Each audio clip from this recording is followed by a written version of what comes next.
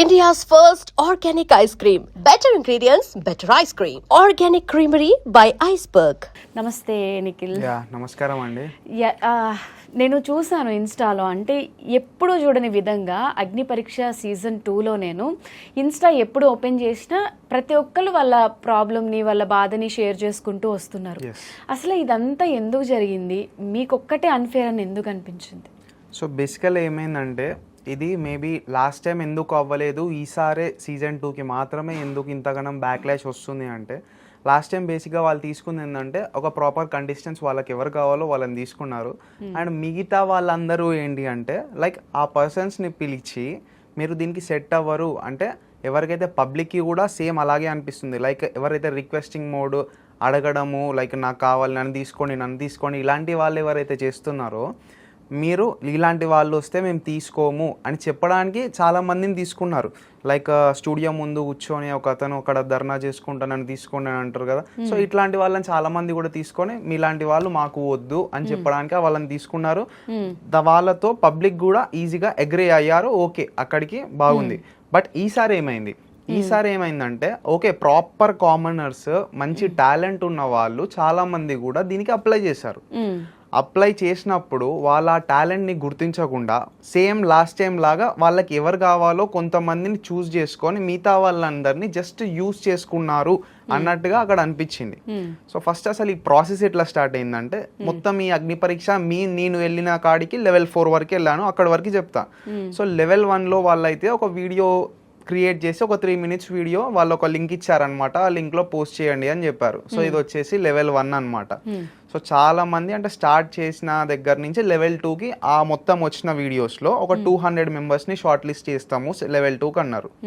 So ఆ level 2 is nothing but ఒక Zoom video call with some management ఎవరో అక్కడ ఒక రిప్రజెంటేటివ్ ఉన్నారు, వాళ్ళతోనే మాకు వీడియో కాల్ అనేది కండక్ట్ అయింది.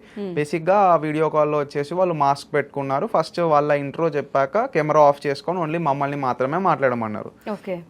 దెన్ దాంట్లో కూడా క్వశ్చన్స్ వచ్చాయి, పర్సనల్ క్వశ్చన్స్.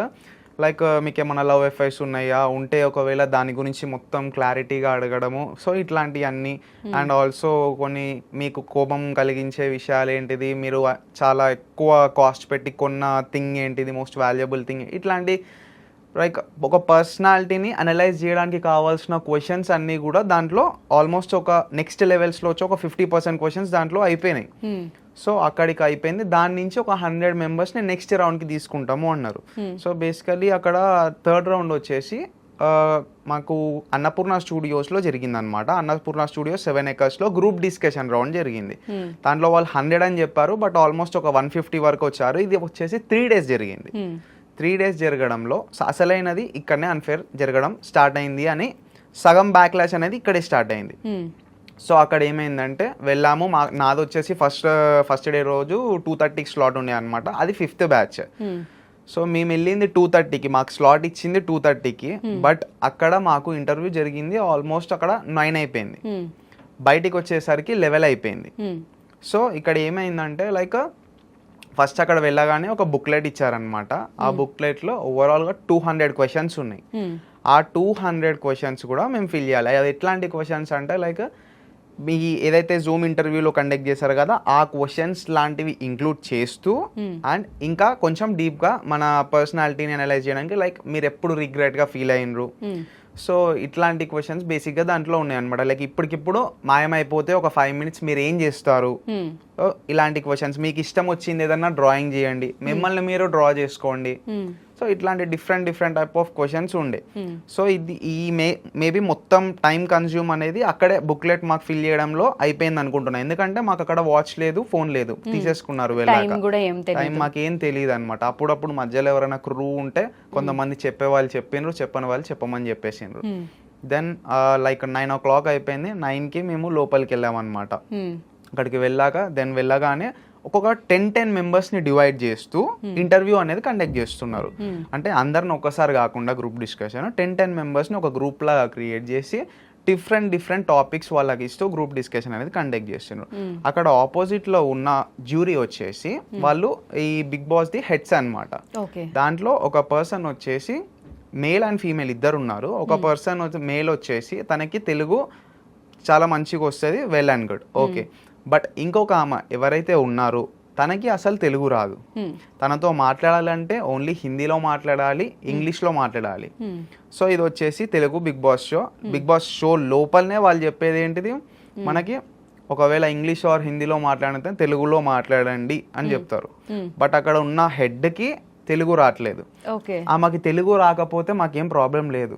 బట్ ఎక్కడ ప్రాబ్లం వచ్చిందంటే ఎప్పుడైతే మా ఫస్ట్ లోపలికి వెళ్ళాక మీ ఇంట్రోస్ ఇచ్చుకోండి అన్నారు. వాళ్ళ ఇంట్రోస్ వాళ్ళు చెప్పేటప్పుడు వాళ్ళ మదర్ టంగ్ ఏంటిది తెలుగు.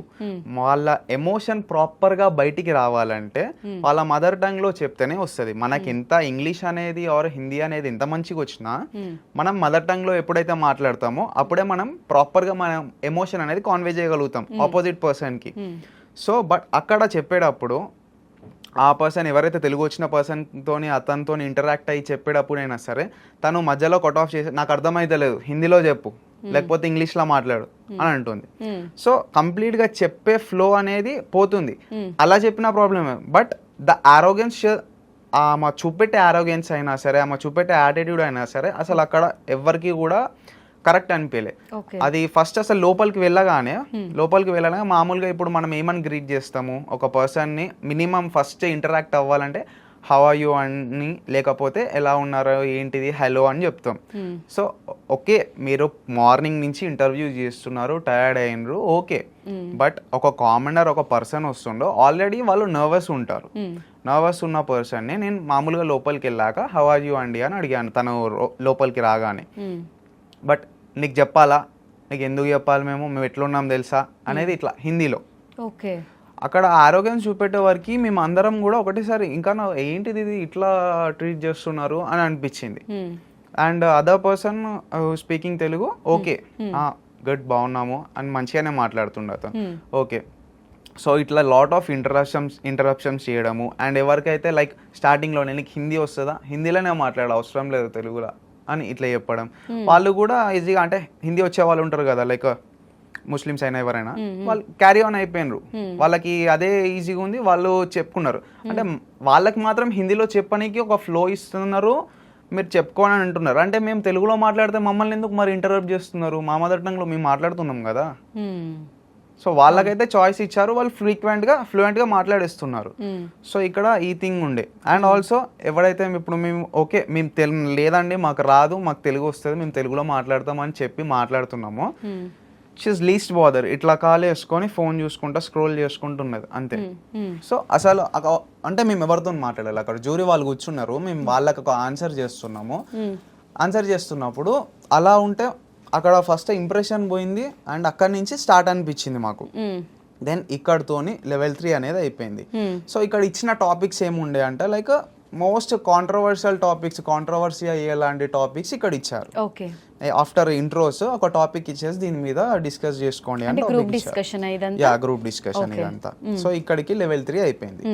మా గ్రూప్ లో నుంచి ఈ లెవెల్లో నుంచి ఒక 4 మెంబర్స్ ని తీసుకున్నారు. సో ఇలాగే ఒక్కొక్క గ్రూప్ లో నుంచి కొంతమందిని తీసుకొని ఓవరాల్ గా 60 to 70 మెంబర్స్ ని నెక్స్ట్ లెవెల్ కి క్వాలిఫై చేసిండ్రు, which is level 4 టెలివైజ్డ్ show Annapurna 14 acres లో అయింది.